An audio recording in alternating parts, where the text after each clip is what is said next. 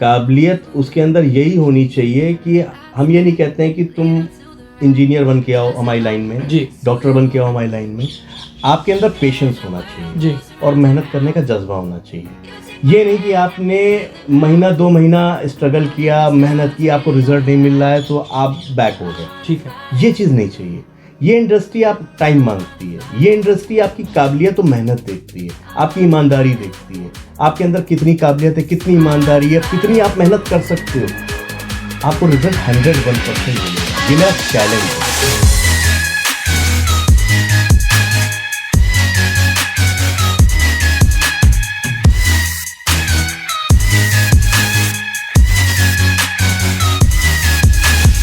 तो धन्यवाद। हुसैन सर कैसे हैं आप? नमस्कार, मैं बहुत अच्छा हूँ। आप कैसे हैं? बहुत ज़बरदस्त। बहुत लंबी चौड़ी जर्नी है आपकी, एक्टर से लेकर और ये और वो।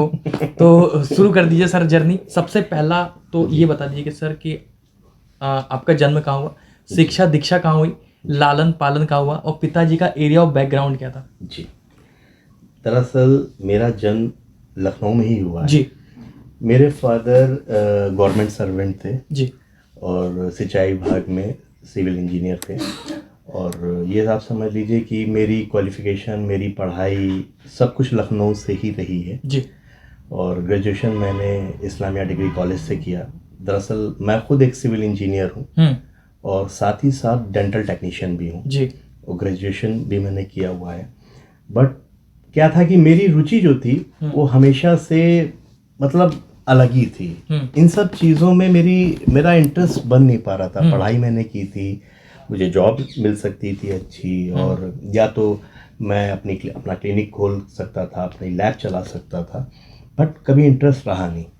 तो कुछ अलग था, कुछ डिफरेंट करने का मन था मेरा लाइफ में।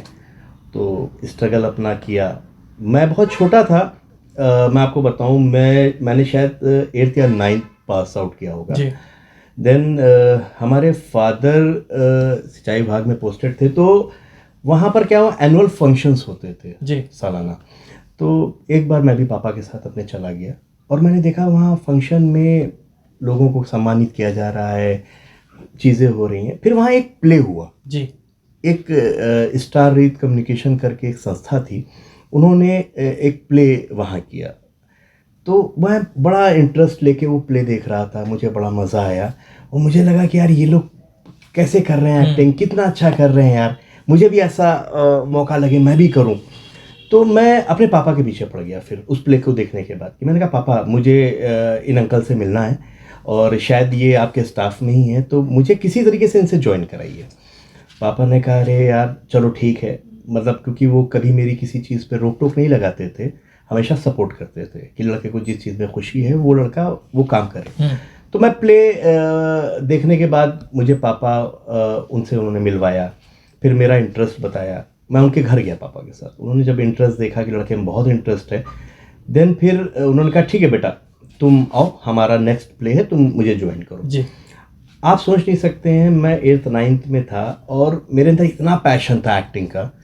मैं यहाँ से करीबन 15-20 किलोमीटर दूर उनका जहाँ पर रिहर्सल होती थी, मैं वहाँ जाता था भागकर इतने छोटे पर, और सीखता था, बैक स्टेज करता था, मतलब बहुत मेहनत की। फिर जब मैं वहाँ गया तो वहाँ से मुझे बहुत से लोग मिले, जो कोई मीडिया फील्ड का है, कोई टेलीविज़न कर रहा है, कोई फिल्म्स कर रहा है। तो मुझे क्या रहा कि वहाँ से एक एक्टिंग का बड़ा क्रेज़ जागा। तो मैंने फिर कुछ एक्ट किए उन लोगों के साथ, क्योंकि आदमी स्ट्रगल करता रहता है, लोगों से मिलता रहता है, तो रिलेशंस डेवलप होते रहते हैं। बिल्कुल।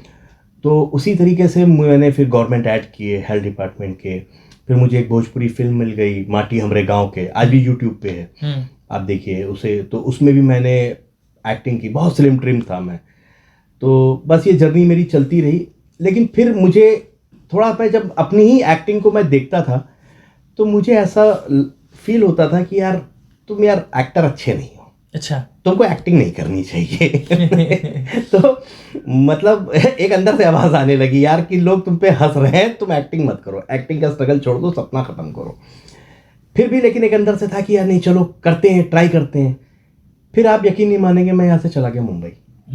ये मुंबई में कौन से सन की बात होगी? ये मैं बात कर रहा हूँ 1996 की। उम्र कितनी? नहीं सॉरी, 2006 की, मैंने आपको गलत बता दिया, 2006 में। और उम्र कितनी होगी उस समय करीब?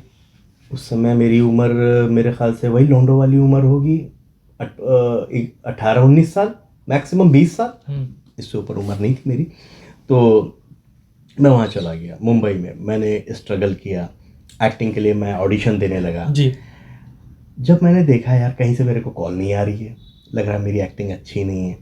फिर मेरा एक फ्रेंड था, वो भी कास्टिंग वाला था, उसने कहा यार मैं तुम्हें एक्ट तो करवा दूंगा, लेकिन यार तुम एक्टिंग क्यों करना चाह रहे हो यार। तो मैं समझ गया कि यार जलील कर रहा है। जलील कर रहा है, प्यार से जलील कर रहा है। फिर मैंने मन बनाया कि यार एक्टिंग छोड़ता हूँ, किसी अलग फील्ड में जाता हूँ, लेकिन लाइन यही रहेगी। तो मैंने सोचा कि अब क्या करूं, किस चीज़ में मुझे बड़ा इंटरेस्ट है। तो फिर मैं डायरेक्शन की तरफ फोकस किया कि नहीं यार चलो डायरेक्शन करता हूं। फिर मुंबई एक ऐसा शहर है जहां पर क्या है ना, आप मतलब बिना पैसों के आप स्ट्रगल नहीं कर सकते। जी बिल्कुल। बहुत महंगा शहर है, आपको ज़रूरत रहेगी, आप कब तक मम्मी पापा के ऊपर डिपेंड बिल्कुल। रहेंगे। तो मैं दरअसल क्या बताऊं आपको कि मैंने एक फाइनल फैसला किया कि मुझे प्रोडक्शन करना चाहिए।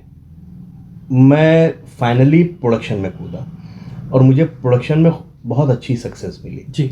मुझे सबसे पहला ब्रेक मिला प्रोडक्शन में एज एन एग्जीक्यूटिव प्रोड्यूसर सिनेविस्टास में।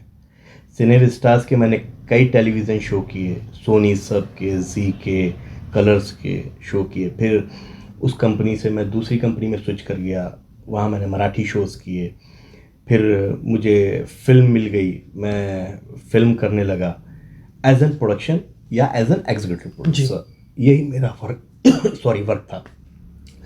देन फिर मैं करता रहा, लाइफ चलती रही, एक अच्छा हाइट मिला।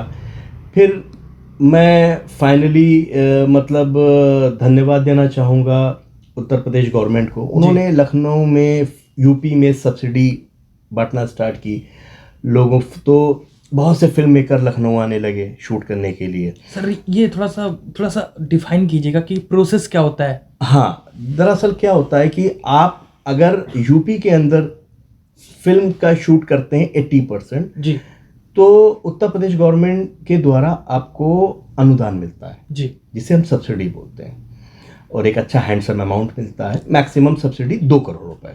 मापदंड क्या होते हैं? मापदंड ये होते हैं कि यूपी के आर्टिस्ट होने चाहिए जी। यूपी की लोकेशन होनी चाहिए। तो मेन मुद्दा होता है यूपी की लोकेशन और आर्टिस्ट, कलाकार होने चाहिए। ठीक है। और टेक्नीशियन हो तो और अच्छी बात है। तो जब यहाँ पर प्रोड्यूसर आने लगा, शूट करने लगा, तो मुझे एक लिबर्टी मिल गई कि यार क्यों ना बॉम्बे से मैं अपने लखनऊ में रह के ही काम कर सकता हूँ। जी। मैं फाइनली लखनऊ आ गया और ऊपर वाले का रहमो करम था कि मुझे काम मिलता चला गया। जी। काम करता गया, प्रोड्यूसर्स को सब्सिडी मिल रही थी और मुझे काम मिल रहा था। तो एक अच्छा लंबा टाइम पीरियड लखनऊ में लगातार काम करने का मौका मिला मुझे। जी। और करता रहा। देन फिर उसके बाद मैं आपको बताऊं कि काम करने के बाद मुझे एक अंदर से खुजली और हुई। जी। यार बहुत हो गया प्रोडक्शन, अब कुछ क्यों ना प्रोड्यूस क्यों नहीं करते हो तुम। पैसा ज़्यादा हो गया था बेसिकली। पैसा ज़्यादा नहीं हो गया था, ये था कि चलो ठीक है, कुछ मौका मिल रहा है तो यार कुछ अपने एफर्ट्स थे, कुछ अपनी कोशिशें थी, कुछ लोगों से क्रेडिट्स था कि भाई चलो यहाँ के कलाकार अपने जानने वाले थे, उन्होंने कहा सबने कि मैं शाहनवाज भाई आपका सपोर्ट करूँगा। जी। तो लोगों ने बहुत सपोर्ट किया। देन फिर मैंने प्रोड्यूस किया, एक शो था मेरा प्यार में सावधान। जी। ये आता था अंजन टीवी पे। जी। तो उसको मैंने प्रोड्यूस किया। फिर मैंने बहुत से वीडियो एल्बम्स प्रोड्यूस किए, फिर कुछ छोटी मोटी शॉर्ट फिल्में प्रोड्यूस करने लगा। जी। देन लेकिन मैंने अपना जो प्रोडक्शन वर्क था उसको बंद नहीं किया था, वो मैं कंटिन्यू करता रह गया। देन मेरे प्रोडक्शन में मैंने कई भोजपुरी फिल्में, मतलब ये आप समझ लीजिए कि कम से कम नहीं तो 40-45 फिल्में तो क्रॉस कर ही चुका हूँगा मैं as a producer, as an executive producer. अब ये एग्जीक्यूटिव प्रोड्यूसर क्या होता है, एक बार डिफाइन कर दें। एग्जीक्यूटिव प्रोड्यूसर का राइट हैंड होता है जी। जो पूरी टीम तैयार करता है, कास्टिंग में मदद करता है, फिल्म रिलीज में मदद करता है। तो मतलब पूरी जिम्मेदारी, मैं कहूँगा पूरी फुल्ली जिम्मेदारी एग्जीक्यूटिव प्रोड्यूसर के ऊपर होती है। सर आगे बात करेंगे, हल्का सा रोकूंगा। जी कुछ लोग फिल्में बनाते हैं, हाँ जी आपने कहा फिल्म रिलीज करने में भी हाँ एग्जीक्यूटिव प्रोड्यूसर का एक हाथ होता है। हाँ राइट। तो आप मेरे को मिल गए हैं, तो ये भी बता दीजिए कि लोगों की फिल्में रिलीज क्यों नहीं हो पाती हैं? देखिए उसके पीछे कई वजह हैं जी। कि लोगों की फिल्में रिलीज क्यों नहीं हो पाती हैं। दरअसल क्या होता है ना कि आज की डेट में लोग सीखना नहीं चाहते हैं। जी और क्या होता है कि बहुत से ऐसे लोग मिलेंगे, मैंने खुद देखा है कि पूर्वांचल के लड़के हैं, पता लगा कि भाई बाप दादा की ज़मीन जायदाद है, जी। उन्होंने ज़मीन बेची, उनके पास कुछ अमाउंट आया कि चलो फिल्म बनाते हैं। उन्होंने सीखा नहीं, बस पैसा था, फिल्म बनाई। फिल्म कैसी बनी, क्वालिटी थी नहीं थी, थर्ड क्लास बनी, खुद ही हीरो बन के आ गए। तो देखिए क्या होता है ना, बहुत से लोग होते हैं नए चेहरों को नहीं पसंद करते जी हैं, बिल्कुल। या उनके अंदर वो क्वालिटी नहीं होती फिल्मों के अंदर जो लोग एक्सेप्ट कर सकें। तो यही वजह होती है कि उनकी फिल्में रिलीज नहीं हो पाती हैं, या डब्बे में चली जाती हैं, या किसी कारणवश पता लगा कि 50 लाख रुपए लेके आए कि मुझे भोजपुरी फिल्म बनानी है, बजट पहुंच गया 70 लाख रुपए। अब पता लगा कि 70% शूट हुई है, 30% आपकी नहीं शूट हो पाई, बिकॉज क्योंकि आपके फाइनेंस मतलब पैसा खत्म हो गया आपके पास। तो ऐसे भी बहुत से लोग मिलते हैं। सर मुझे उस प्रोसेस का ज्ञान दे दीजिए, बिल्कुल सिंपल भाषा में। मेरी फिल्म बन गई है, सारा कुछ फाइनल है, हाँ जी। मैं आपके पास आया, आप एग्जीक्यूटिव प्रोड्यूसर, आप कहते हैं रिलीज कराने, अब क्या प्रोसेस है? देखिए अब इसके बाद क्या है, प्रोसेस ये होता है कि डिस्ट्रीब्यूटर आते हैं। जी भाई डिस्ट्रीब्यूटर की एक जो अहम लॉबी है, या जो कंपनीज हैं, जैसे टी सीरीज़ हो गई है आपकी, यशी हो गई है, या और भी वीनस है, इस जी। तरीके से बहुत सी कंपनीज हैं। जी तो ये इन कंपनीज के पास अपना प्रोजेक्ट लेके जाया जाता है। बिल्कुल। अब उनको पसंद आता है तब वो उनकी बोली लगाते हैं कि हाँ नहीं यार ये प्रोजेक्ट ठीक है, इसका हम ये कॉस्ट दे सकते हैं। जी तो इस तरीके से फिल्म को रिलीज किया जाता है। अब तो फिल्म क्या है कि आपने देखा होगा कि टोटली डिजिटली ज़माना हो गया। बिल्कुल। पर्दे पे पिक्चरें अब बहुत कम आ रही हैं, पिक्चर हॉल ही बंद हो चुके हैं, तो जाहिर सी बात है ओटीटी पे शिफ्ट हो गया सब कुछ। शिफ्ट हो गया है। तो ओटीटी से उनको एक अच्छा अमाउंट आ रहा है। आज के डेट में लोग पर्दे से ज़्यादा मोबाइल पे पिक्चर देखना पसंद बिल्कुल। करते हैं। तो ये चल रहा है ज़माना, बिल्कुल चीज़ें बिल्कुल चेंज हो गई। डिस्ट्रीब्यूटर बेचारे मतलब खाली हो गए इस टाइम। तो ये हकीकत है। सर आप जो जर्नी लेकर निकले थे, जी। एक ऐसा लड़का जो 18-19 साल की उम्र में एक्टर बनना चाहता था, जी फिर वो डायरेक्शन करने लग गया, फिर हाँ जी। प्रोडक्शन में काम करने लग गया, फिर प्रोड्यूसर बनने लग गया, फिर ईपी बन गया, जी तो बहुत सारे रोल निभाते निभाते हाँ जी। क्या आज आप अपने आप को कहीं संतुष्ट पाते हैं? मैं अपने आप को एज एन प्रोडक्शन में फुल्ली सेटिस्फाइड हूँ। मुझे बहुत मज़ा आता है प्रोडक्शन करने में, और लेकिन जिम्मेदारी बहुत होती है। जी। इतनी ज़्यादा जिम्मेदारी होती है कि सुबह यूनिट को जगाना है, यूनिट का खाना पानी देखना है, पूरा यूनिट शूट करवाना है, देन फिर वापस यूनिट को टाइमली सुलवाना है। तो ये एक मतलब महीने भर की बारात होती है, महीने भर की, 1.5 महीने की, कोई प्रोजेक्ट 25 दिन का होता उस बारात के आप पिताजी होते हैं। है। यही समझ सकते हैं आप। तो पूरी जिम्मेदारी होती है, तो हम लोग निभाते हैं, करवाते हैं, प्रोड्यूसर का पैसा बचाते हैं। भाई कोई चीज़ 10 रुपए की आ रही तो कोशिश है कि अपनी वो 8 रुपए में मिले, 9 रुपए में मिले। प्रोड्यूसर का 1-2 रुपए बचता है तो वो आगे धीरे धीरे जाके वो लाखों में बचता है। तो हम लोग की मेन कोशिश ये होती है कि प्रोड्यूसर स्टैंड करेगा तो ही आगे नेक्स्ट फिल्म बनाएगा। नेक्स्ट फिल्म बनाएगा तो कम से कम 70-80 परिवार चलेंगे, क्योंकि एक फिल्म बनाने में कम से कम 70 से 80 लोग की यूनिट मिनिमम लगती है। छोटी फिल्मों में, बड़ी फिल्मों में तो बहुत ज़्यादा लगती है। तो कम से कम एक प्रोड्यूसर जिंदा रहेगा या काम करेगा तो 70-80 लोग का पेट पालेगा। तो हमेशा हमारी ये कोशिश रहती है कि प्रोड्यूसर को आगे बढ़ाओ, प्रोड्यूसर स्टैंड करे, प्रोड्यूसर बेचारा बर्बाद ना हो। एक एग्जीक्यूटिव प्रोड्यूसर को जो कि राइट हैंड होता है, मैं ये भी कह सकता हूँ कि डायरेक्टर और प्रोड्यूसर के बीच का शायद कॉम्बिनेशन भी कह सकते हैं इसे। बिल्कुल कह सकते हैं, 100%। दोनों के काम को करता है। राइट। देखिए प्रोड्यूसर क्या होता है, पैसा लगाता है। जी। एग्जीक्यूटिव प्रोड्यूसर जो होता है वो डायरेक्टर से टाई अप करके उनकी क्या रिक्वायरमेंट्स हैं, उनकी लोकेशन किस टाइप की बजट है, क्या है, उनका क्या बजट तो मतलब डिसाइड होता है प्रोजेक्ट के ऊपर। जी ठीक है। फिर उस बजट को डिफाइन करना कि किसको कितना जाना है, कैसे जाना है, कैमरा कितने में आना है, हम कौन सा कैमरा यूज़ कर रहे हैं, हमें क्या चाहिए, हमारी क्या प्रॉपर्टीज़ हैं, हमारे एक्टर्स को साइन करना है, कौन सा एक्टर कितने में आ रहा है। तो वो पूरा एग्जीक्यूटिव प्रोड्यूसर का पूरा एक वर्क होता है जो हम लोग निभाते हैं, करते हैं। तो क्या अमाउंट मिल जाता होगा एक नए ईपी को, या जो देखिए अलग अलग प्रोजेक्ट के हिसाब से जी। होता है।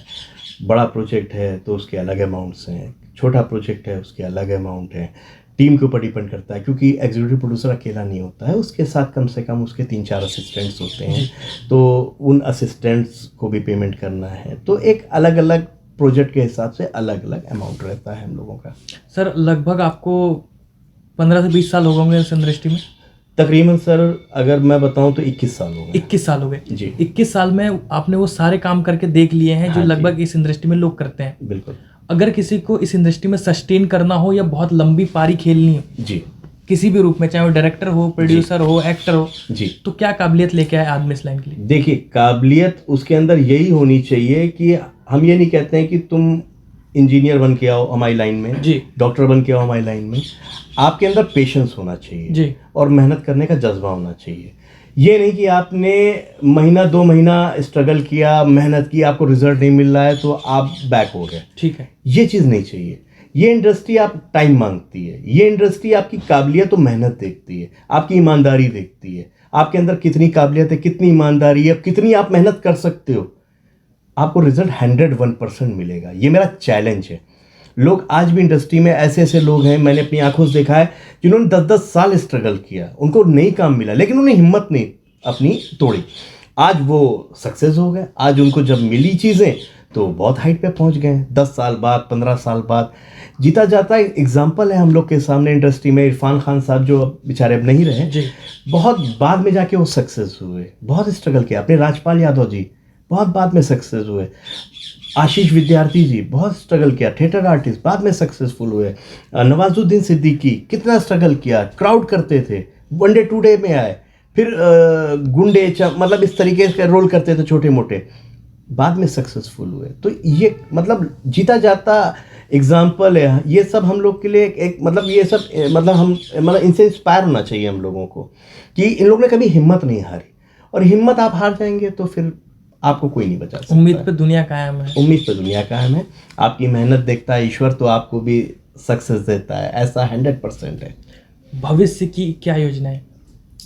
देखिए भविष्य की मेरी ये योजना है कि आगे जो मेरी प्लानिंग्स हैं कि मैं फिल्म प्रोड्यूस करूं, जी कुछ अच्छे प्रोजेक्ट्स लाऊं जिससे लोगों को मैसेजेस जाए, कोई अच्छी नसीहत वाले प्रोजेक्ट लाऊं जिसे मैं एंटरटेनमेंट डाल के मैं इस तरीके से परोसूं कि इंसान को खाने में मज़ा आए, फीका ना लगे।